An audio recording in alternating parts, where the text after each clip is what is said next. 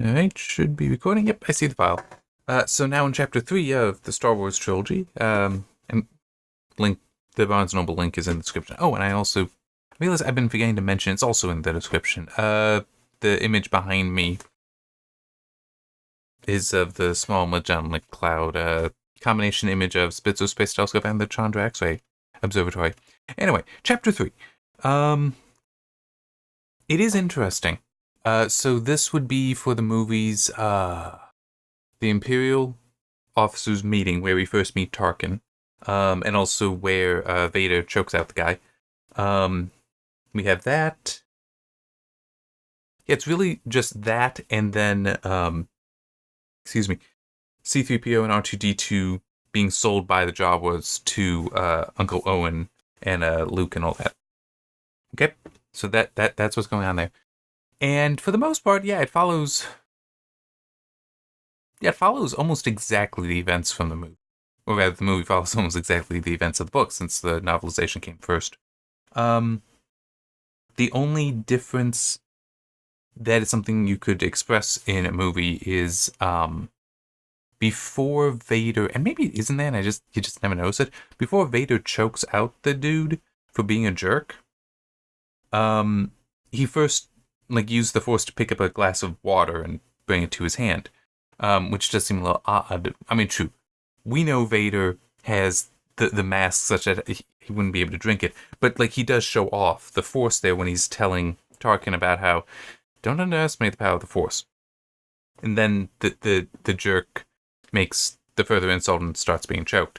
So it's that is an interesting change there, but also it makes a lot of sense to go with the more impressive and also much more violent action there to introduce the Force and how Vader specifically uses it. Because just grabbing the glass of water, it's like, oh yeah, that's a magic trick. I can kill you from a distance. That's a bit different.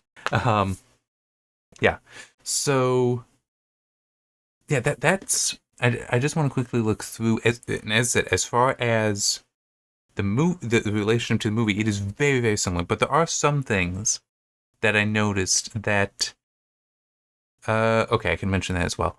But some things that, because of the added information the book can give you, in part because it's describing things, you're not just seeing things that may or may not have any context, but also being, especially inside of 3PO's head, because he's continuing to be a narrator when he's the one there, when it is basically concerning the droids. There are definitely differences within the story. There's things that seem somewhat inconsistent, which is definitely disappointing. So, one thing, going back to the Imperial room, and this, I'm sorry, it's the whole criticisms, good and bad, and I am enjoying it. It is fun to read, but this is one of those bad criticisms because, it says in that meeting room, yes, you have the Imperial officers. You also have some senators at the table. And when Tarkin comes in, he still has the line about the whole, you don't need to worry about the Senate because the Emperor's just dissolved it. There are two problems with this. One is, you don't need to worry, the Senate's been dissolved. What's my job then? I'm a senator? What's that? Now, it does get explained that no, it's not that the Senate no longer exists, it's that it no longer has any power. Instead of the senators having any control over their systems. Now, the governors have direct control, which, since Tarkin is a governor, means he also has more power over his systems than the senators have. But it still is that line doesn't make sense anymore. Somebody should be like, what should I do? Or even the guards, remove them because they don't need to be there anymore. I mean, it's there should be something here, shouldn't there? It's a loose thread. It's a loose thread to me. It is also inconsistent going back to the prologue because of how it described the books over there. And I kind of want to grab it. How it described, and I mentioned this before, it was saying that the Emperor was isolated and that the governors and such around him, they were the ones that were really controlling things and were further isolating the Emperor intentionally to give themselves more power. But it does expressly say here, the Emperor has dissolved the Senate. So I guess he's not without power. I guess he's not without influence. I guess he's not being so isolated and controlled. And also, it says that he's the one that put Vader there. Again, that means he's more involved than the prologue suggested. Which is definitely an interesting inconsistency there. And then there was one line that I actually put in some of it. As the Emperor wills it, Vader added, not without sarcasm. This was... I'm trying to remember exactly. I don't feel like just grabbing the book. Tarkin is talking about how basically, yeah, we don't really need to worry too much about the rebellion because once the Death Star is fully operational, it is the power in this region of the galaxy. That it's like, it doesn't matter. They'll never be able to defeat it, and we'll just be able to obliterate anything with it. So it's like, don't need to worry about it. So as the Emperor wills it, and Vader being sarcastic with it, it's like, okay, is he being sarcastic at the expense of the Emperor or Tarkin? I'm not entirely sure. It doesn't really clarify. Because it could be at the Emperor that does the Emperor fully understand, fully realize the power that the Death Star poses? Because that power would be able to potentially dethrone the Emperor, have Tarkin take over. Or it could be sarcasm at Tarkin's expense, that he is acting as though he is the Emperor. Yeah, so like, mocking the idea that as the Emperor wills it, you having the power to kill him, or sarcasm at Tarkin's expense that you think you have this power, or you think you're giving these you're acting as though you have the voice of the Emperor when you don't. So either way, just a little unclear there. But it's still going back a point, because that was a different point. But it's like, it's all in the same meeting. The Emperor isn't that isolated, it seems, and you described that in the prologue, so what's going on here? Inconsistencies. By the way, I also want to mention, I actually spotted a typo. Yeah, somewhere it's supposed to be off, it was of instead, but whatever. But it still is like, this book is how old? People didn't catch this one? Anyway. Hey, at least it makes me feel better for when I know I find typos in my books. Oh yeah, and one other thing, and this is... It'll be the next chapter. Because... Okay, I was wrong. I misspoke earlier. Yes, 3PO and R2 have been purchased.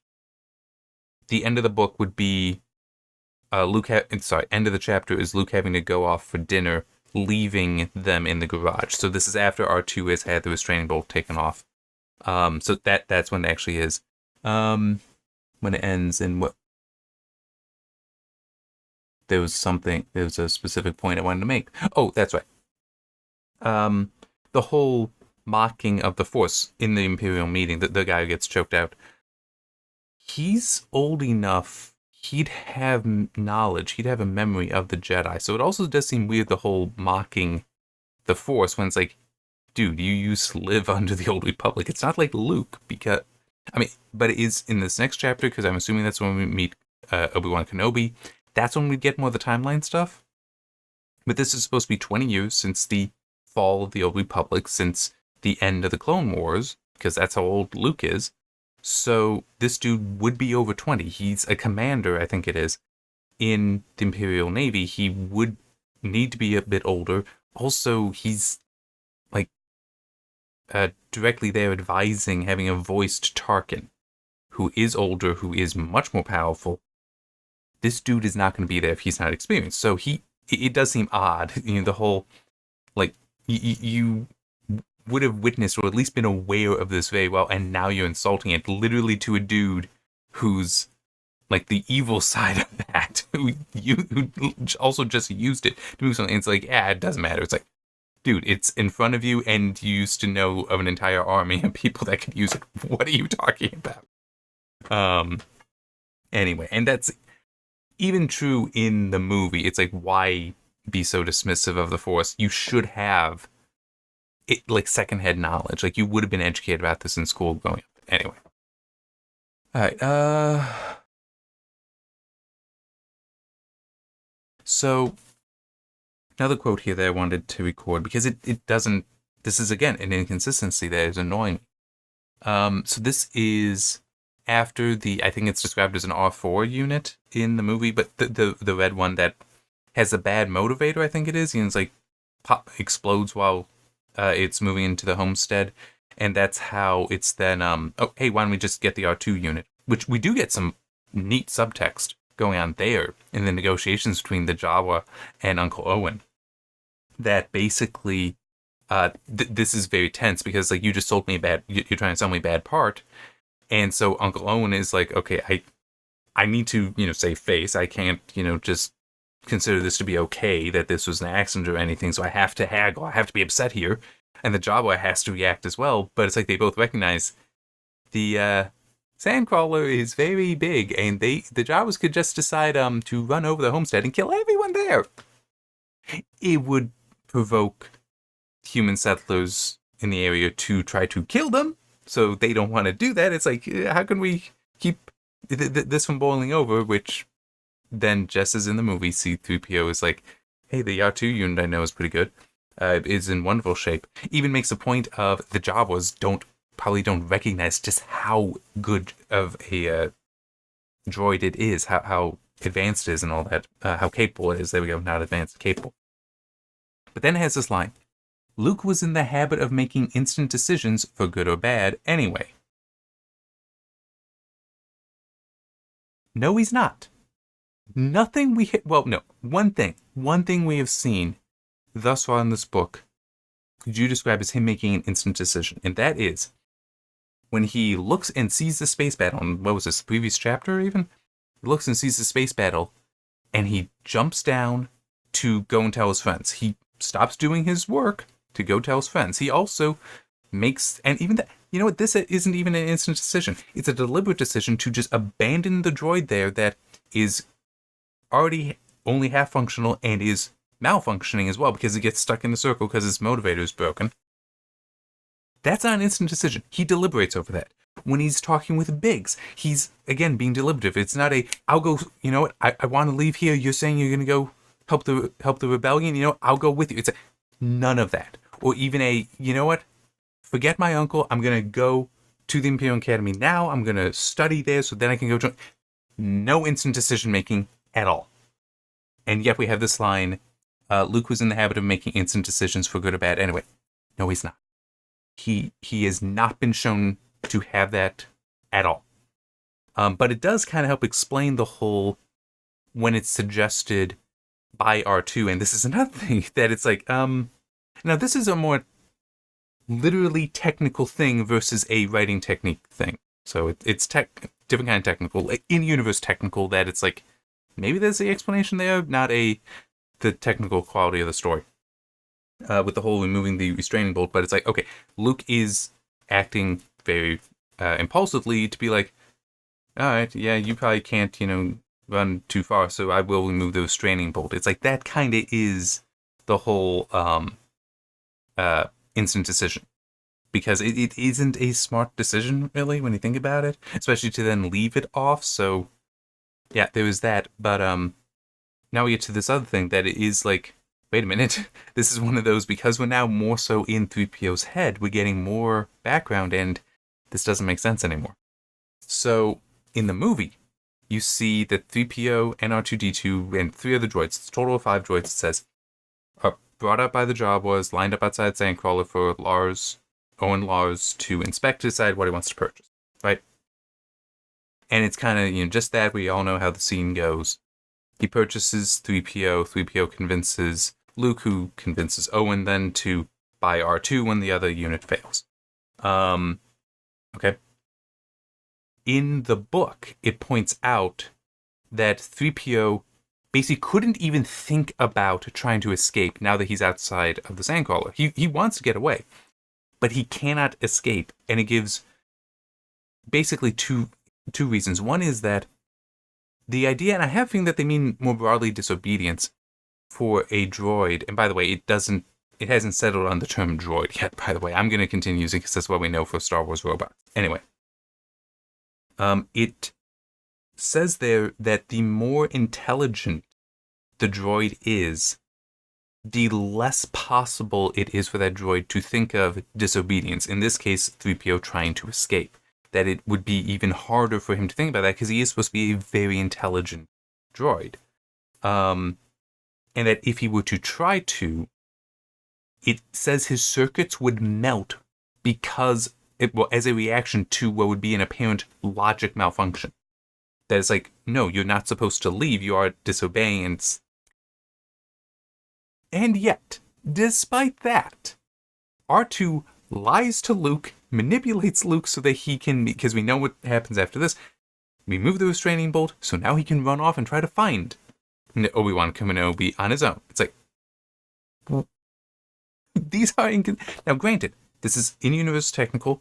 3PO and R2 are completely different droids. So maybe it's more possible for R2 to do that.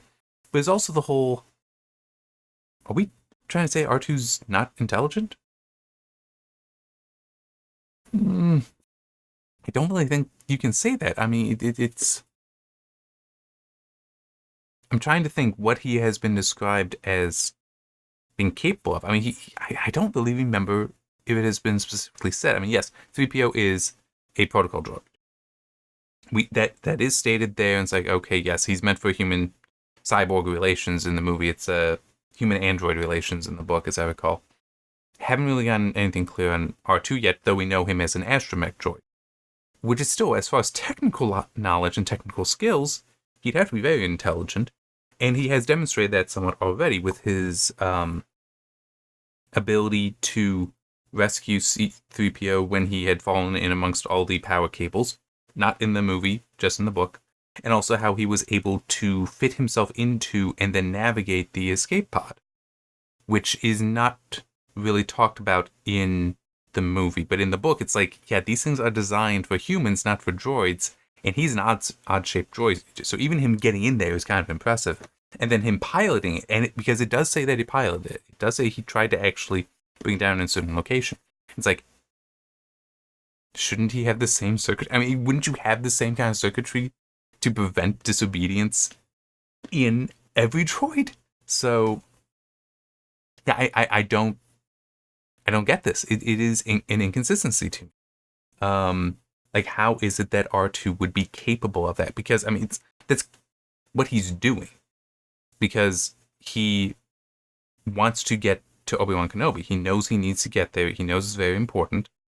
And he's lying to Luke. I mean, so even in the movie, you can tell that is really what he's doing. He's manipulating Luke to get the restraining bolt off so he can bolt. But I just... when you have literally earlier in the same chapter, it's saying that, yeah, I can't even try to escape because it would be a logic malfunction and my circuits would fry. I guess one other thing to mention is instead of it being Captain Antilles, that was their prior owner, it's Captain Colton. And it's kind of like, well, they should have maybe kept that because that's one thing that's like Captain Antilles and then Wedge Antilles. Is there a relationship here? And I don't remember if there actually is supposed to be canonically or not, but it's like, yeah, if we had that extra name there, would help clear that. Here's something else that entered my mind. Oh yeah, also, it was a little odd because you do have, like in a lot of the scenes play out very similar between the book and the movie. The whole 3PO mentioning about, oh yes, we're, well, very tangentially part of the rebellion, basically. It's like, yeah, I mean, we were there. I mean, I wouldn't say we were members of it. We were refugees from it, though. Some lines are definitely different, like him referring to themselves as refugees.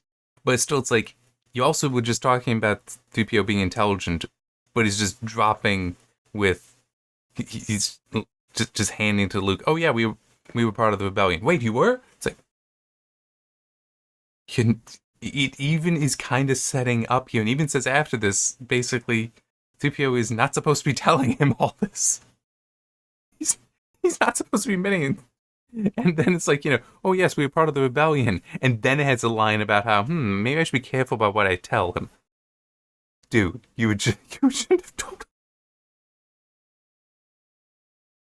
I don't know. I just, one thing though, the 3PO character didn't change between the book or the movie. It is exactly that character that we all know and love. We all know and love. But yeah, it is these inconsistencies. They are annoying me. Which I don't really know what my opinion is on that more broadly. Because like I want to see what happens in the future. What happens in future chapters? Do we continue to have inconsistencies like this, or does it stop happening? Does that get dropped? Do we improve there? I don't know, because I mean it is, to me, with some of this, I mean these are bad criticisms that it's like, okay, hopefully by catching them here, hopefully I will catch them in my own work. This isn't necessarily specific points that I would like, oh yes, I need to remember to avoid this.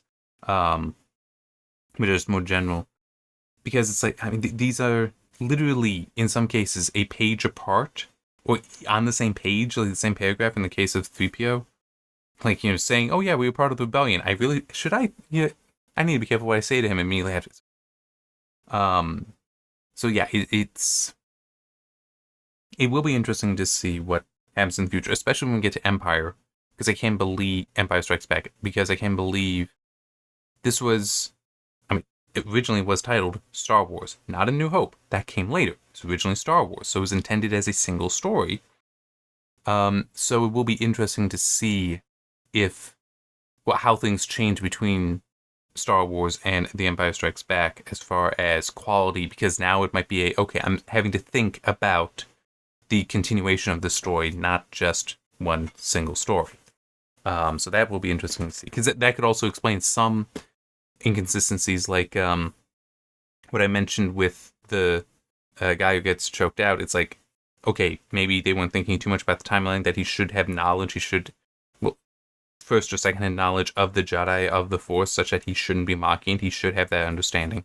I'm saying it's one thing for Tarkin. Tarkin never insults the Force, but he is like, I'm making something that is more powerful.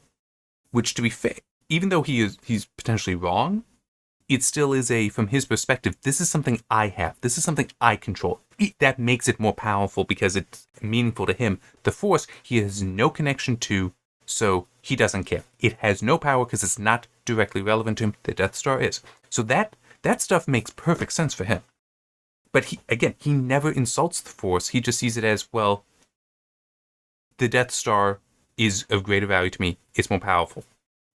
That's more his kind of behavior. And it makes sense. The other dude, he's just an idiot and a jerk. Anyway, this video is starting to get kind of long, and I'm kind of rambling a little bit, but yeah, so it is. I'm looking forward to more good criticisms in the future. Hopefully I will get to that before long.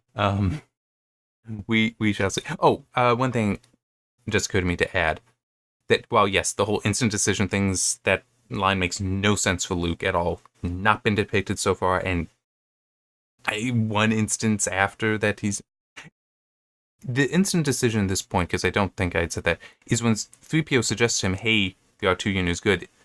Luke is like, okay, you know what, I'm just going to say it to Uncle Owen, then let's do that. It's like, how's that even an instant decision? It's like, literally, the android is just telling you, hey, that one's in good shape, you should probably do that. I'm like, how is that an instant decision? It's not like he's going to go, no, I'm not going to say it. It's like, we want two droids. One is bad here. That you say that one's good. Hey, Uncle Owen, that one is. This one says that one's good. How's that an instant decision? But the whole imagination, the imaginative aspect of Luke, is present in this. It is talked about both in terms of like him thinking back on certain things, like he crashed or at least damaged I think it was I don't remember the name of the craft, but a suborbital spacecraft. It did say, I remember that, because he was basically imagining himself piloting against a TIE fighter, and he was being careless then. So that imagination is there. How he reacts to finding out more about the rebellion, to finding out that these two were associated with the rebellion, all that you see the whole imagination stuff when he's there. 3PO's in the oil bath and such, and he's doing his chores, but he's not doing them well because he's imagining. That is there. So that they're considering. They're continuing, not considering, continuing, that works. The imagination aspect, that's consistent. But that one line makes no sense. I don't know. Maybe we shall see how that if that gets better payoff later. There's a part of me I'd kind of prefer it if it doesn't, because that means that this line just shouldn't be there, as opposed to you going like this with Luke's character. We'll see. But I will acknowledge this though. It can be hard to make sure you keep characters consistent. It can be hard, especially depending on how you write.